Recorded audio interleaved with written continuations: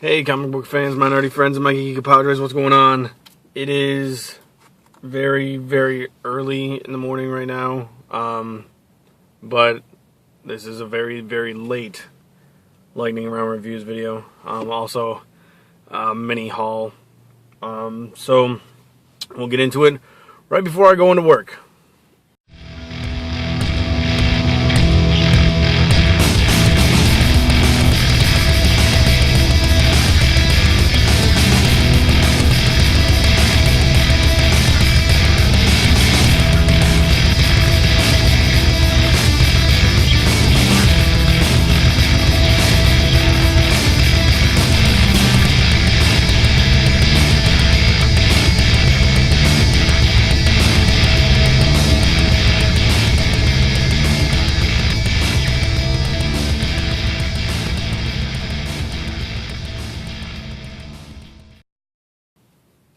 Alright, so first thing, I'm just going to go and show you some books I got recently.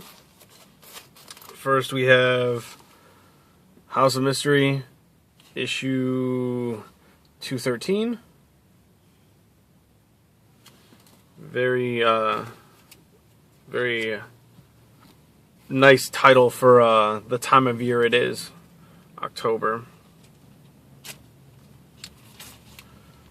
House of Mystery, issue 215. This one's got some crazy spine roll on it, which kind of stinks, but, you know, whatever. I picked it up for like $1. So, you know, it is what it is. House of Mystery 218. Just a great title, man. Next, we have Swamp Thing, issue 46. I love this cover.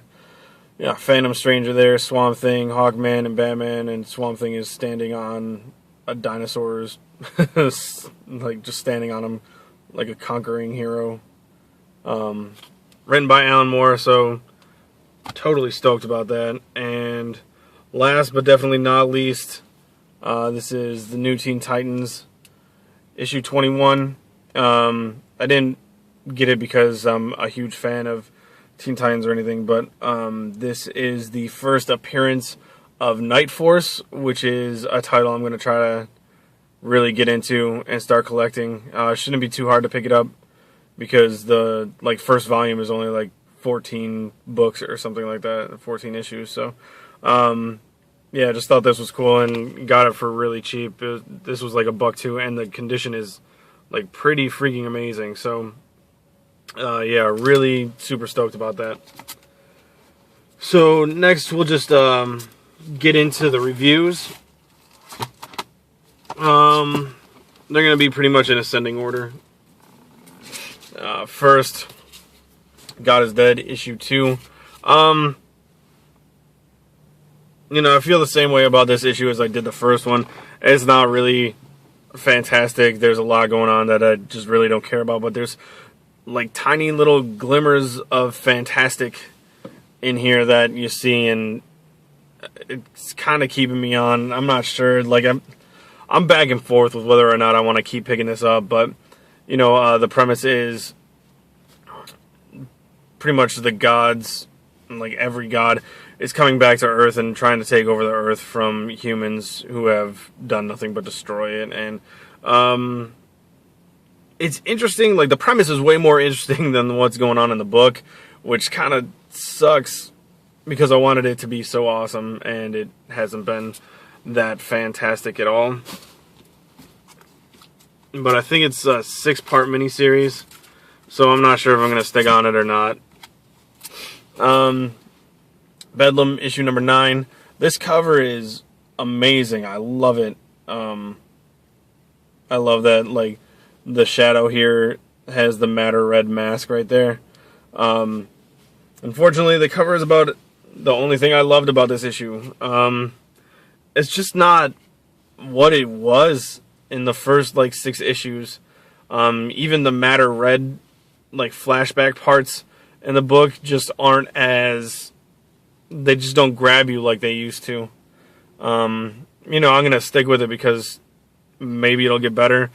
But what's going on with this this new villain could be great, but it is not yet, in my opinion. We'll see where it's going. Like there's this little twist at the end that is quite interesting. We'll see how that plays out. But as far as I'm concerned, it's just not as good as the first 6 issues. The art too is the art in this book is just kind of, I don't know, like with issues 7 and 8, it felt like John Brown, that's his name, right? Oh no, Ryan Brown, sorry. It felt like Ryan Brown was trying way too hard to be like Rossmo.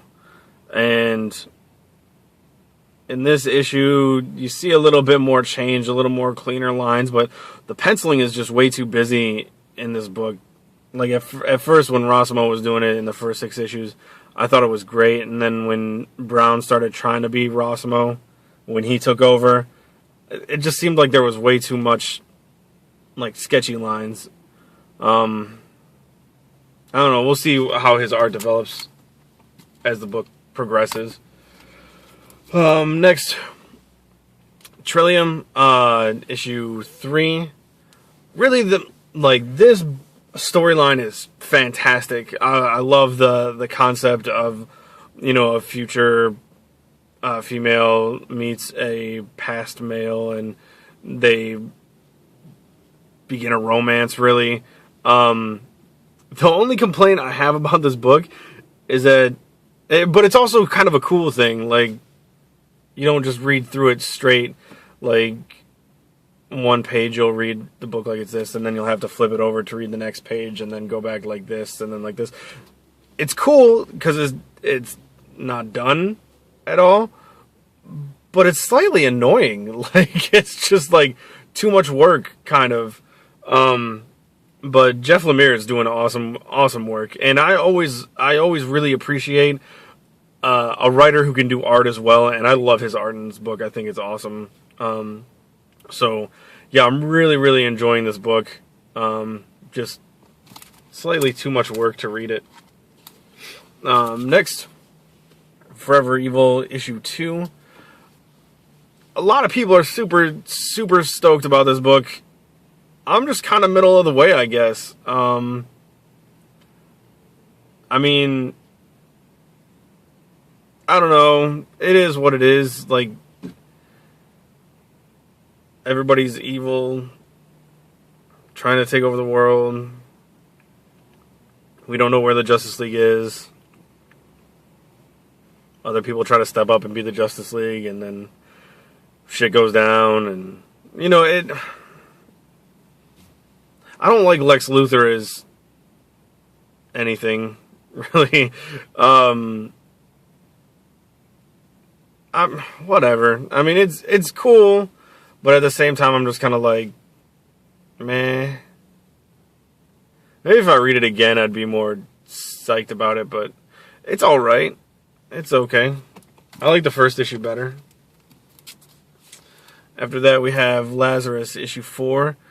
I love this title. Forever is just a super badass chick.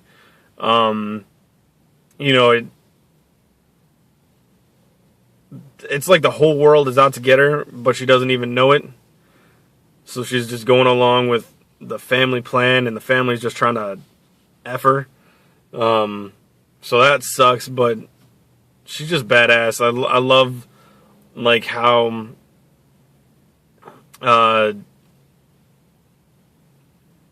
like her healing factor kind of works, and how, like, as she's being monitored, they can see what's going on, and I don't know, it's just awesome. I really enjoyed it. I don't want to spoil anything, so if you're not reading Lazarus, go pick it up. It's that good.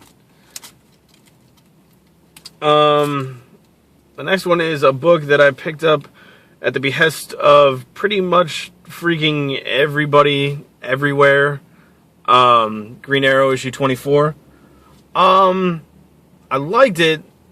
The story was kind of meh, but the art is fantastic in it. Like, all the splash pages just are amazing.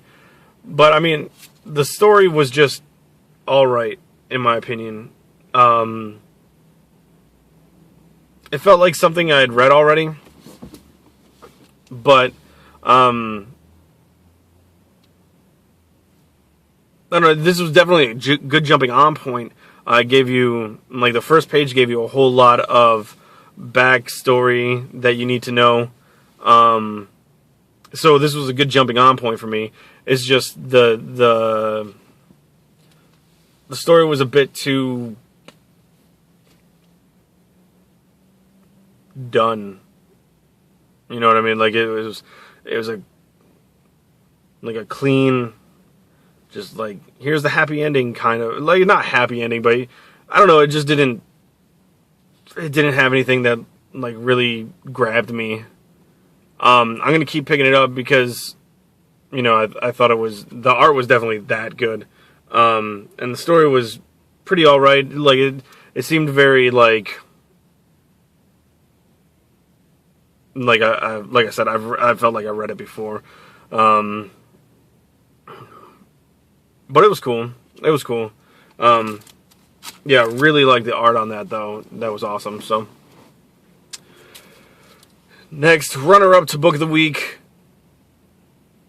I don't know why everybody isn't picking this book up, but you definitely should. The Superior Foes of Spider-Man. Holy crap, this book is just so funny.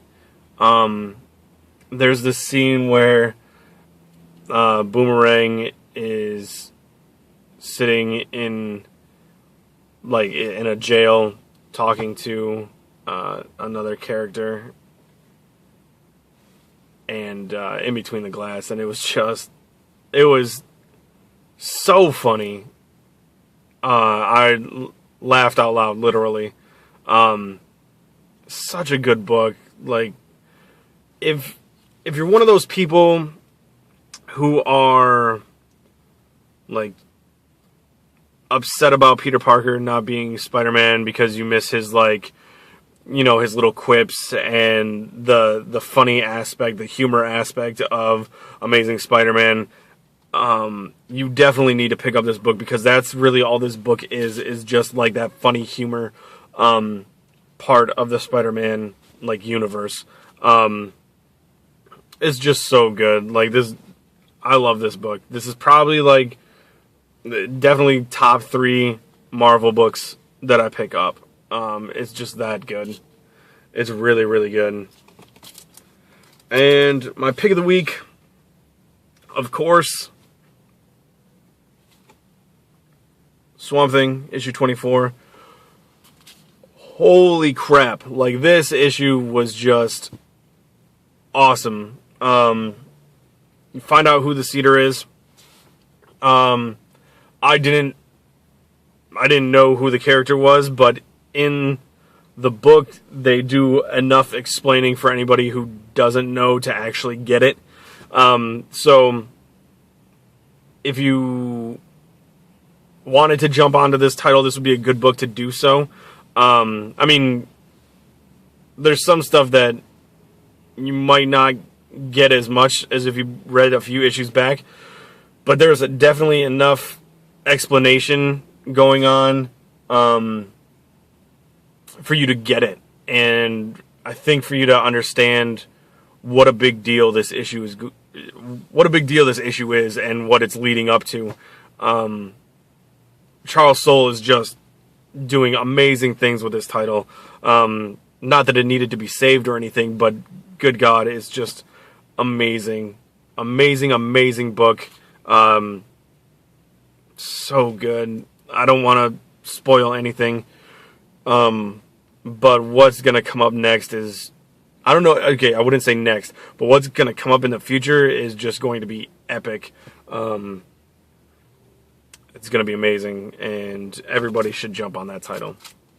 So, those are my reviews for this week. Sorry again for it being so late. Just been really busy. But yeah, you got them.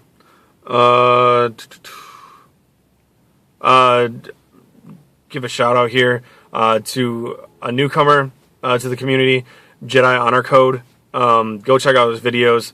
He's put out a few now, and I've really enjoyed him. I talked to him quite a bit lately, and he's a really cool guy. And go check him out. I'll put a link in the description so you can go there and watch his videos, give him a sub. And that's about it. I'm gonna go into work, and I'll see you guys tomorrow on the live show. Pretty sure CJ and Frank are gonna be on. Don't know what's gonna go on with, if we're gonna have anybody extra or not. I don't know. But yeah, I think we'll be on CJ's channel, 8 o'clock probably. But yeah, that's it. Have a good one. Hope you guys all enjoyed your books, and I'll talk to you later, alright?